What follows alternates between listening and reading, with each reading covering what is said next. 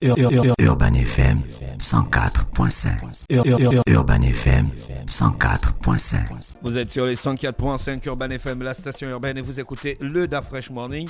On a Samira de l'Institut français du pôle scientifique, du pôle linguistique, voilà, et Matamba Kombila, que vous connaissez déjà, qui est déjà passé plusieurs fois dans le studio, qui vient nous parler du parc sacré, le parc sacré. Samira, bonjour. Bonjour Da Fresh. Merci d'être avec nous ce matin. Merci à vous. Il y a quoi du côté de l'Institut français en termes de les cours d'anglais, les cours de français? Oui, les cours Voilà. de français. Alors là, je vais parler de cours et aussi de diplôme de français. D'accord. Précisément du diplôme de français professionnel. Je vois que je me regarde avec un air un peu interrogatif. Non, mais t'en as déjà parlé. T'en as déjà parlé. Si on fait des cours de français, ça doit être sanctionné par un diplôme quand même. Oui. Un Mais diplôme. là, c'est différent d'un autre diplôme dont j'avais déjà parlé avant.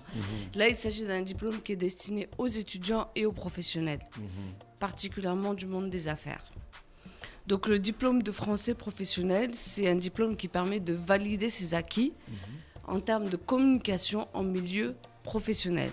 D'accord. Donc différent d'un DELF ou d'un DAF où c'est juste l'acquisition de la langue française. Là, ce qui est évalué, c'est plus la manière de s'exprimer, le jargon professionnel. Donc parler de manière efficace, précise dans le monde du travail. Avoir une certaine aisance à l'oral, à l'écrit, dans l'accomplissement des tâches. Donc là, le diplôme va évaluer concrètement votre capacité à rédiger un rapport pour la partie écrite, à rédiger un rapport, rédiger un courriel professionnel, rédiger une synthèse ou encore prendre des notes lors d'une réunion, des choses comme ça. Oui, ça c'est des choses qui manquent beaucoup. Hein. Voilà. Et ensuite, la partie orale, c'est plutôt faire une présentation, présenter un rapport, défendre une idée, argumenter, convaincre. Mais ça c'est le français direct qu'on nous apprend à l'école en fait. Pas tout à fait. C'est quoi la différence? Parce qu'à l'école on nous apprend ça, le commentaire composé, la rédaction. Oui, mais là vraiment, on fait des mises en situation. Il y a vraiment des ateliers et on vous met clairement en situation professionnelle. Donc vous êtes face à une assemblée, vous devez vendre un produit ou alors vous recevez un client, vous devez le convaincre. Vous donnez des cas pratiques. Voilà, c'est ça. C'est vraiment sur des cas pratiques. Donc là, c'est un diplôme que l'on propose et la personne qui a ce diplôme, donc c'est valorisant sur un CV par exemple, de dire que j'ai un diplôme de français professionnel, donc on dit DFP, niveau B2 ou niveau C1, ça veut dire que vous êtes à l'aise professionnellement avec le français, avec le jargon professionnel, que vous avez certaines aptitudes en tout cas. D'accord, parce qu'aujourd'hui on mélange un peu le français de l'école avec le français courant. Avec le français de la maison. Oui, mais on donne aussi ce type de cours par contre. On donne aussi ce type de cours, des cours de français professionnel, notamment pour préparer ce diplôme. D'accord. Parce que concrètement, le français de la maison, c'est pas le français du travail. On ne parle pas de on s'exprime pas, on n'est pas censé s'exprimer de la même manière au travail qu'à la maison, qu'entre amis, voilà. Les cours de français professionnels sont déjà disponibles du côté de l'Institut? Alors, on va programmer ça pour le mois de janvier. D'accord. Donc, c'est pour ça que je suis là. Les inscriptions sont en ce moment. Et les cours commenceront dès le mois de janvier. Donc, pour les cours en question, il y a différentes formules parce que c'est sous forme d'ateliers, il y a différents modules. Ça, j'en avais déjà parlé, de 40 000 à 160 000 francs pour les différents modules. Et ensuite, c'est sanctionné par un diplôme. Qui lui varie selon le niveau aussi, parce qu'on évalue c'est un diplôme qui est reconnu au niveau international. Et là, c'est entre 260 et 300 000 francs pour le diplôme. D'accord, ok. Et donc, pour les inscriptions, c'est auprès de l'Institut français, département langue précisément. Et on peut m'appeler au 065 54 16 28. 065 54 16 28. Voilà. Et vous avez des cours de français sur objectifs spécifiques? Voilà, c'est ça. C'est les cours dont j'ai parlé, donc sous forme de modules. Là, concrètement, rapidement, on propose des ateliers, encore une fois, sur comment prendre des notes. En fait, ça prépare au diplôme. Donc, comment prendre des notes, comment rédiger un CV, comment préparer un oral, comment apprendre à argumenter. Donc, on fait des petits ateliers, des petits jeux de rôle, des choses comme ça, parce qu'il y a des personnes qui sont complètement tétanisées, par exemple, quand elles sont devant une assemblée. Donc, ça leur permet on leur donne des techniques pour apprendre à s'ouvrir, pour apprendre à argumenter, à défendre des idées. Et là, c'est seulement pour les professionnels? Non, les étudiants aussi, étudiants professionnels essentiellement. D'accord, ok. Donc, vous avez dit que ça va commencer à partir de janvier. Oui. La durée de la formation? La durée de la formation, c'est 1 mois. D'accord. Après les 1 mois, on a notre diplôme. Après la formation, c'est 1 mois. Ensuite, on passe le diplôme. C'est genre comme un concours. Voilà, c'est exactement ça. D'accord. C'est exactement on peut ça. avoir la formation, passer le diplôme et puis ne pas l'obtenir. Oui. Alors, si vous suivez la formation, vous avez déjà une attestation de l'Institut français que vous avez suivi cette formation, qui peut aussi être utilisée et valorisée. D'accord. Et ensuite, vous vous inscrivez maintenant pour le diplôme, pour confirmer vos acquisitions par un diplôme qui lui est reconnu au niveau international. Merci Samira, tu restes avec nous. On est à Matamba Kombila qui est avec nous. Elle a le Emo, c'est ça Matamba? Bonjour. Bonjour. Comment tu t'appelles Matamba Kombila? Tu n'as pas un prénom tu n'as pas un Janine, Sandrine, René, Françoise? Matamba, merci.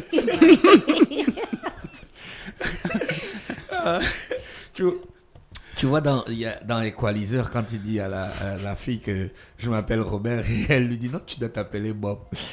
Les Bob, ça lit des livres et ça boit des bières. tu dois t'appeler Françoise. Les Françoises sont grandes de taille et elles ont un beau sourire comme toi d'ailleurs.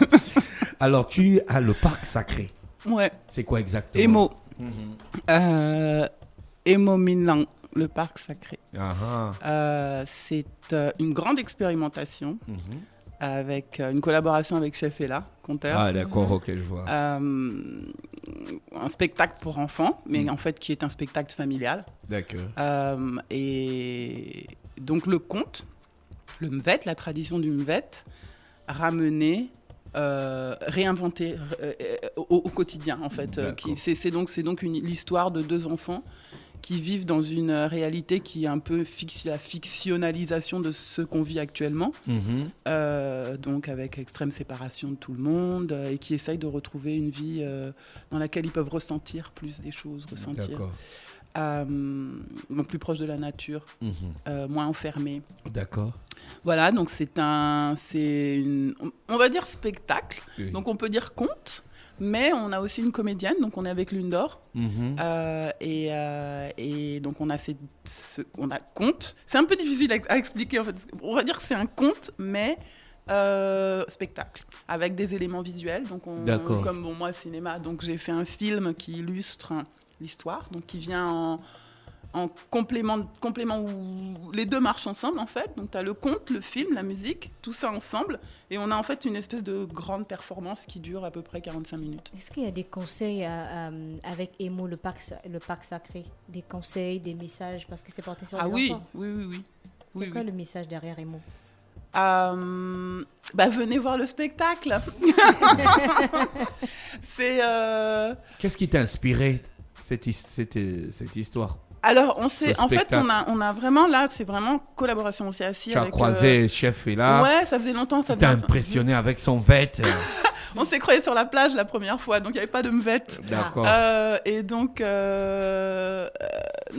on s'est assis ensemble, on a réfléchi à l'histoire qu'on voudrait raconter à des enfants en fin d'année pour commencer une nouvelle année, quoi.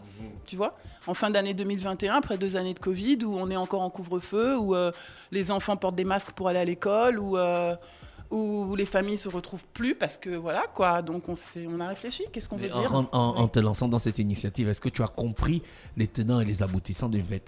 Alors attends, la profondeur du MVET, il y a une chose que j'ai compris, c'est une certaine structure d'histoire, tu vois, mais là non, pour comprendre vraiment les tenants et les aboutissants du MVET, il faut que j'aille non, il faut que j'explore plus. Oui. Mais le conte que Chef Ella a construit est un MVET. Tu vois. Est-ce qu'il y a des éléments d'une vête qui rentrent en compte dans ce conte qu'on va directement reconnaître? Oui. Voilà. Absolument. Ça, c'est important. Il y a des éléments qui ne doivent pas manquer dans le VET. Voilà. Si ça manque, c'est pas du VET. Mais tu connais quand même Chef Ella. Est-ce qu'il peut faire un conte sans inclure des éléments de MVET?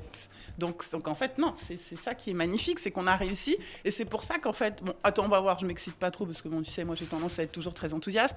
Mais je pense qu'on a vraiment réussi à...